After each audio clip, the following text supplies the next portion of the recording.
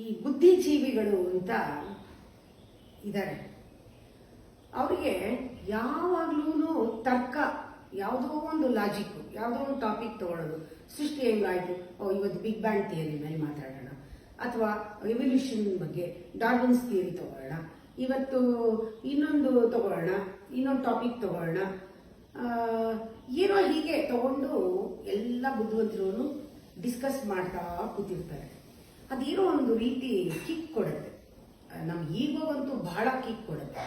ಆ ಥರ ನಾವು ನೋಡಿದ್ದೀವಿ, ಎಷ್ಟೋ ರಾತ್ರಿ ಕಳೀತಾರೆ ಈ ಥರ ಮಾತಾಡಿಕೊಂಡು, ಒಬ್ರಿಗೊಬ್ರು ಮಾತಾಡಿಕೊಂಡು ರಾತ್ರಿ ಎಲ್ಲ ಮಾತಾಡ್ತಾರೆ. ಅವ್ರಿಗೆ ನಾವು ಬಹಳ ಬುದ್ಧಿಜೀವಿಗಳು, ನಮಗೆ ಬಹಳ ಇಂಟೆಲಿಜೆಂಟು, ನಮ್ಮ ಥರ ಆಲೋಚನೆ ಮಾಡೋಕ್ಕೆ ಯಾರಿಗೂ ಬರಲ್ಲ, ನಮ್ಗೆಲ್ಲದಕ್ಕೂ ಉತ್ತರ ಇದೆ, ನಮಗೆಲ್ಲ ಗೊತ್ತು ಅನ್ನೋ ಒಂದು ಭಾವನೆಯಲ್ಲಿ ಅವರು ಓಡಾಡ್ತಿರ್ತಾರೆ ಬುದ್ಧಿಜೀವಿಗಳು. ಆದರೆ ಫಲ ಏನಿದೆ, ರಿಸಲ್ಟ್ ಏನು? At the end of the day ಅವ್ರು ತಿನ್ನೋದು ಸಾರನ್ನೇ, ಅವರು ನೋಡೋದೇ ನಾವು ನೋಡೋದು, ಅವ್ರು ತಿನ್ನೋದೇ ನಾವು ತಿನ್ನೋದು, ಏನು ವ್ಯತ್ಯಾಸ ಆಗಲ್ಲ. ಅವರಲ್ಲಿ ಏನೂ ಬದಲಾವಣೆ ಆಗಿರಲ್ಲ.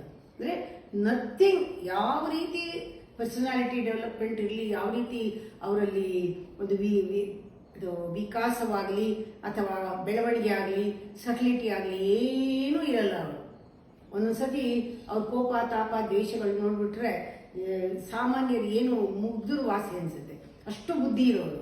ಅವ್ರ ವಿವೇಕಕ್ಕೂ ಅವ್ರ ಆಕ್ಷನ್ಗೂ ಸಂಬಂಧನೇ ಇರೋದಿಲ್ಲ. ಫಲ ಇಲ್ಲ. ಯಾವಾಗ್ಲೂ ಕಾರ್ಯ ಕಾರಣ ವಾದ ನಡೀತಾ ಇರುತ್ತೆ.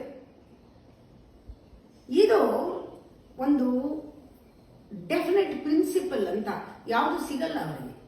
ಕೊನೆ ಏನು ಸಿಕ್ತು, ಕೊನೆಯಲ್ಲಿ ಏನು, ಅವರು 10 ಜನ ಕೂತ್ಕೊಂಡು ಮಾತಾಡ್ತಿದ್ರೆ ಕೊನೆಯಲ್ಲಿ ಯಾವುದು ಕನ್ಕ್ಲೂಷನ್ನೇ ಇಲ್ಲ. ಆ ಥರ ಅವ್ರದ್ದು ಒಬ್ಬೊಬ್ರದ್ದು ಒಂದೊಂದು ಫಿಲಾಸಫಿ, ಅದು ಮೀಟ್ ಆಗೋದೇ ಇಲ್ಲ. ಕಾರ್ಯಕಾರಣವಾದದಿಂದ ತತ್ವ ಸಿಲುಕದು ನಮ್ಮ ತರ್ಕಕ್ಕೆ. ಇದನ್ನ ಅವರು DVG ಅವರು ಕರ್ಕಶಾಂಕುಶ ಅಂತ ಹೇಳ್ತಾರೆ. ಕರ್ಕಶಾಂಕುಶಕ್ಕೆ ಅಂದ್ರೆ ಅದು ಒಂದು ರೀತಿ ಚೂಪಾದೊಂದು ಇಟ್ಕೊಂಡು ಕೆದಿತಾ ಇರೋದು, ಅದನ್ನ ಗೀಚ್ತಾ ಇರೋದು ಅಂತಾರೆ. ಚೂಪಾಗಿರೋದು ತಗೊಂಡು ಗೀಚ್ತಾ ಇದೆ, ಕರ್ಕಶಾಂಕುಶ ಅಂತ. ಅದಕ್ಕೆ ಸಿಗಲ್ಲ. ಫಲವಿಲ್ಲ ಕಾರ್ಯಕಾರಣವಾದದಿಂದ ತತ್ವ ಸಿಲುಕದೆನ್ಮಯ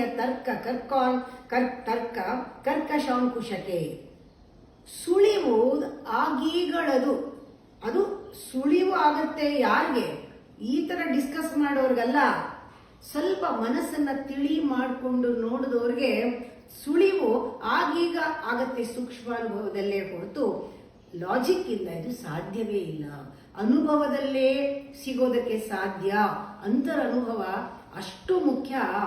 ನಾವು ಮನಸ್ಸಿನಲ್ಲಿ, ಬುದ್ಧಿನಲ್ಲಿ ಆಲೋಚನೆ ಮಾಡಿ, ಇಂದ್ರಿಯಗಳಿಂದ ಪರಿಶೀಲಿಸಿ ನೋಡಿ ಮಾಡಿದ್ರೆ ಅದು ಬರೀ ಕರ್ಕಶಾಂಕುಶ ಅಷ್ಟೇನೆ, ಸುಳಿವು ಸಿಗಲ್ಲ. ಸ್ವಲ್ಪ ಮನಸ್ಸು ತಿಳಿ ಮಾಡಿಕೊಂಡು ಹೃದಯದಿಂದ ನಾವು ನೋಡಿದಾಗ ಸಿಗುತ್ತೆ. ಫಲವಿಲ್ಲ ಕಾರ್ಯಕಾರಣವಾದದಿಂದ. ವಾದ ಅಂದ್ರೆ ಅದು ಡಿಸ್ಕಷನ್. ಫಲವಿಲ್ಲ ಕಾರ್ಯಕಾರಣವಾದದಿಂದ ತತ್ವ ಸಿಲುಕದೆಮ್ಮೆಯ ಕರ್ಕಶಾಂಕುಶಕ್ಕೆ, ನಮ್ಮ ಕರ್ಕಶಾಂಕುಶಕ್ಕೆ ತರ್ಕ ಸಿಗೋಲ್ಲ. ಸುಳಿವು ಆಗೀಗ ಸ್ವಲ್ಪ ಸೂಕ್ಷ್ಮ ಅನುಭವದಲ್ಲಿ ಆಗಬಹುದು. ಸುಳಿವುದಾಗೀಗಳದು ಸೂಕ್ಷ್ಮ ಅನುಭವಗಳಲ್ಲಿ ತಿಳಿಮನದೆ ನೋಳ್ಪರ್ಗೆ ಮಂಕುತಿಮ್ಮ. ತಿಳಿಮನದೆ ನೋಳ್ಪರ್ಗೆ ಮಂಕುತಿಮ್ಮ. ಯಾರು ತಿಳಿ ಮನಸ್ಸಿನಿಂದ, ಹೃದಯದಿಂದ ನೋಡ್ತಾರೋ ಅವ್ರಿಗೆ ಸಿಗತ್ತೆ. ಮನಸ್ಸಿನಲ್ಲೂ ಕೂಡ 2 ಹಂತಗಳಿದೆ, ಹೊರ ಮನಸ್ಸು, ಒಳ ಮನಸ್ಸು ಅಂತ. ಈ ಹೊರ ಮನಸ್ಸು ಮೇಲ್ ಮನಸ್ಸು. ಇದು ಇಟ್ ಈಸ್ ಎಕ್ಸ್ಕ್ಲೂಸಿವ್ ಮೈಂಡ್. ಆಚೆ inclusive mind is very close to your consciousness. It is consciousness itself. ಇದು ಮನಸ್ಸಿನ, ಅದು ಚಿತ್ತ ಅಥವಾ ಅಂತಃಕರಣ ಅಂತ ಹೇಳ್ತೀವಿ. ಅದು ಒಳ ಮನಸ್ಸು. ಆ ತಿಳಿ ಮನಸ್ಸದು, ಅಲ್ಲಿ ಯಾವುದೂ ಗಲೀಜಿರಲ್ಲ, ಅದಕ್ಕೆ ತಿಳಿ, ರಾಡಿ ಇರಲ್ಲ. ಆ ರಾಡಿ ಮನಸ್ಸಿಟ್ಕೊಂಡು 28 ಆಲೋಚನೆಗಳನ್ನ ಇಟ್ಕೊಂಡು ನಾವು ಅದನ್ನ ಕದಡಿದ್ರೆ ಅಲ್ಲಿ ಏನೂ ಸಿಕ್ಕಲ್ಲ ಕೊನೆಯಲ್ಲಿ. ಸೂರ್ಯನ ಚಂದ್ರನ ಕುರುಡು ನೋಡಕ್ಕಾಗಲ್ಲ, ಕರೆಕ್ಟ್. ಕಣ್ಣಿಂದ ಕಾಣುವನೇ ಇಲ್ಲ. ಇನಿನ ಚಂದ್ರನ ಕಣ್ಣಿಂದ ನೋಡಕ್ಕಾಗಲ್ಲ. ಯಾರಿಗೆ? ಕುರುಡರಿಗೆ. ಹೌದಾ? ಕಣ್ಣಿಲ್ದೇ ಇದ್ರೆ ಸೂರ್ಯ ಚಂದ್ರ ಕಾಣಲ್ಲ. ಆದರೆ ಸೂರ್ಯನ ಬೆಳಕು, ಸೂರ್ಯನ ತಾಪ, ಆ ಬಿಸಿಲು ಎಲ್ಲ ಮೈ ಮೇಲೆ ಬಿದ್ದಾಗ ಅವನ ಅನುಭವ ಆಗಲ್ವಾ? ಆಗತ್ತೆ. ಚಂದ್ರನ ತಂಪು ಮೈ ಮೇಲೆ ಬಿದ್ದರೆ ಗೊತ್ತಾಗಲ್ವಾ? ಆಗತ್ತೆ. ಅರಿಯುವ ಸೋಕಿಂದೆ ಬಿಸಿಲು ತಣಿವುಗಳ ಕುರುಡ ನಿನಿ ಚಂದ್ರನು ಕಣ್ಣಿಂದ ಕಾಣುವನೆ. ಈ ನೀನ ಅಂದ್ರೆ ಸೂರ್ಯ, ಚಂದ್ರನ ಕಣ್ಣಿಂದ ಕಾಣುವನೆ ಕುರುಡ ನಿನ ಚಂದ್ರನನ್ನು ಕಣ್ಣಿಂದ ಕಾಣುವನೆ. ಅರಿಯುವಂ ಸೋಕಿಂದೆ ಬಿಸಿಲು ತಣಿವುಗಳ, ಬಿಸಿಲು ತಂಪಾಗಿದ್ದಾಗ ಅವನಿಗೆ ಸಿಗುತ್ತದು. ಅದೇ ಥರನೇ ಮನುಷ್ಯರು ಕೂಡ, ಇದು ಉದಾಹರಣೆ. ನರಮೂ ಅಂತೆಯೇ ಮನಸ್ಸಿನ ಅನುಭವದಿ ಕಾಣುವನು ಪರಸತ್ವ ಮಹಿಮೆಯನು. ಸೂರ್ಯ ಕಾಣದೇ ಇರ್ಬೋದು, ಬಿಸಿ ಗೊತ್ತಾಗತ್ತಾ? ಚಂದ್ರ ಕಾಣದೇ ಇರ್ಬೋದು, ತಣ್ಣಗೆ ಗೊತ್ತಾಗತ್ತಾ? ಅದೇ ಥರ ವಾದ ಮಾಡಿ ಪ್ರಯೋಜನ ಇಲ್ಲ. ಡಿಸ್ಕಷನ್, ಡಿಬೇಟ್ ಎಲ್ಲ ನಿಲ್ಲಿಸ್ಬಿಟ್ಟು ಸ್ವಲ್ಪ ಪರಸತ್ವ ಮಹಿಮೆ ಕಾಣೋದು ಯಾವಾಗ ಅಂದರೆ ಆ ಫೀಲ್ ಆದ, that feeling is important. Sense, feel ಏನೋ ಇದೆ ಅನ್ನುವ ಒಂದು ಸೆನ್ಸ್ ಇದೆಯಲ್ಲ, ದಟ್ ಈಸ್ ಇನಫ್. ಅದರಿಂದಲೇ ಸಿಕ್ಬಿಡುತ್ತೆ ಪರಸತ್ವ ಮಹಿಮೆ ಏನು? ಅವನು ನರಮೂ ಅಂತೆಯೇ ಮನಸ್ಸಿನ ಅನುಭವದೇ ಕಾಣುವನು. ಇಷ್ಟು ಹತ್ರ ಇದೆ, ಇಷ್ಟು ಇಲ್ಲೇ ಇದೆ, ಇಷ್ಟು ಒಳಗಿದೆ, ಉಸಿರಾಗೇ ಇದೆ. ಇಷ್ಟ ಹತ್ರ ಇರೋದನ್ನ ವಾದ ಮಾಡ್ಕೊಂಡು ಕೂತ್ಕೊಂಡು ಟೈಮ್ ಹಾಳು ಮಾಡೋದು ಯಾಕೆ? ಇಲ್ಲೇ ಇದೆಯಲ್ಲ, ಬಾಯಿ ಮುಚ್ಕೊಂಡು ಸುಮ್ಮನಿದ್ರೆ ಮೌನದಲ್ಲಿ ಸ್ವಲ್ಪ ತಿಳಿ ಮನಸ್ಸಿಂದ ಒಳಗಿಂದ ನೋಡಿದ್ರೆ ಸಿಕ್ಬಿಡುತ್ತಲ್ಲ. ಇಲ್ಲಿ ಮೂರಿದೆ. ಒಂದು, ಮೇಲಿಂದ ನಕ್ಷತ್ರ ಜಯಘೋಷ, ಅಂದ್ರೆ ಅಲ್ಲಿ ಮೇಲೊಂದು ಲೋಕ ಇದೆ ಅಂತ, ಸ್ವರ್ಗ ಅಂತ ಅವ್ರು ಹೇಳಕ್ ಹೇಳಿರೋರು. ಮೇಲಿಂದ ನಕ್ಷತ್ರ ಜಯಘೋಷ ಕೇಳ್ತಾ ಇದೆ. ಸುತ್ತಡಿ ಭೂಲೋಕದ ಅರಚು, ಮಧ್ಯಲೋಕದಲ್ಲಿ ಭೂಲೋಕ ಎಲ್ಲ ಅರಚ್ತಾ ಇರೋದು ಕೇಳ್ತಾ ಇದೆ. ಕೆಳಗಡೆ ಪಾತಾಳದಲ್ಲಿ ಮೂಳೆಯ ಅಳುವು, ಕೆಳಗಿಂ ಮೂಳೆಯ ಅಳುವು, ಒಳಗಡೆ ಮೂಳೆಯ ಅಳು ಕೇಳ್ತಾ ಇದೆ. ಇಲ್ಲಿ ಕಿರ್ಚಾಟ ಭೂಲೋಕದ ಕೇಳ್ತಾ ಇದೆ. ಮೇಲ್ಗಡೆ ಜಯಘೋಷ, ಸ್ವರ್ಗ ಭೂಮಿ ಪಾತಾಳ. ಸ್ವರ್ಗದಲ್ಲಿ ಘೋಷ, ಜಯಘೋಷ. ಭೂಲೋಕದಲ್ಲಿ ಒಂದು ಗಲಾಟೆ. ಆ ಭೂಮಿ ಒಳಗೆ ಅಳು, ಮೂಳೆಗಳಿಂದ ಅಳು ಬರ್ತಾ ಇದೆ. ಕೇಳಿ ಬರುತ್ತಿದೆ ಮೂರು ಕೂಗೆನ್ನ ಹೃದಯದಲ್ಲಿ. ಯಾವಾಗಲೂ ಇದು ಮೂರಿರುತ್ತೆ. ಎಲ್ಲೋ ಹೋಗ್ಬೇಕು, ಎಲ್ಲೋ ನನ್ನ ವಿಜಯಿ ಆಗ್ಬೇಕು, ನಾನು ಮೋಕ್ಷ ಸಿಗ್ಬೇಕು, ಆ ಆಸೆ. ಇಲ್ಲಿ ಗಲಾಟೆ. ಒಳಗಡೆ ಸತ್ ಮೇಲೆ ಏನು ಬರೀ ಅಳು. ಒಳಗಡೆ ಸತ್ತವ್ರದ್ದು ಮಣ್ಣಿನ ಕೆಳಗಿರೋರು ಮೂಳೆಯಿಂದ ಅಳು ಬರ್ತಾ ಇದೆ. ಮೂರೂ ಕೇಳಿ ಬರುತ್ತಿದೆ. ಕೂಗೆನ್ನ ಹೃದಯದಲ್ಲಿ ಮೇಳೈಸುತ್ತಿದೆ ಸಂತೆ ಮಂಕುತಿಮ್ಮ. ಈ ತರ ಒಬ್ಬೊಬ್ಬರು ಮನುಷ್ಯನಲ್ಲೂ ಕೂಡ ಒಂದು ಒಳಗಡೆ ಸಂತೆನೇ ನಡೀತಾ ಇದೆ. ಎಷ್ಟು ಅದು ಒಂದೊಂದು ಫೀಲ್ ಮಾಡ್ಕೊಂಡು ಓದಬೇಕು ನಾವು.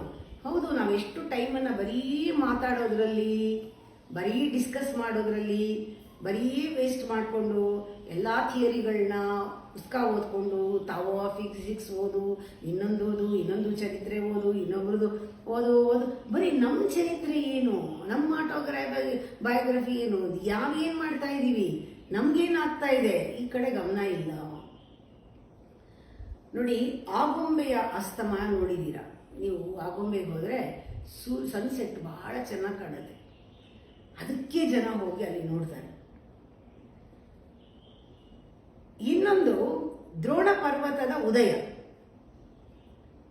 ಅಲ್ಲಿ ಪಶ್ಚಿಮ ಘಟ್ಟದಲ್ಲಿ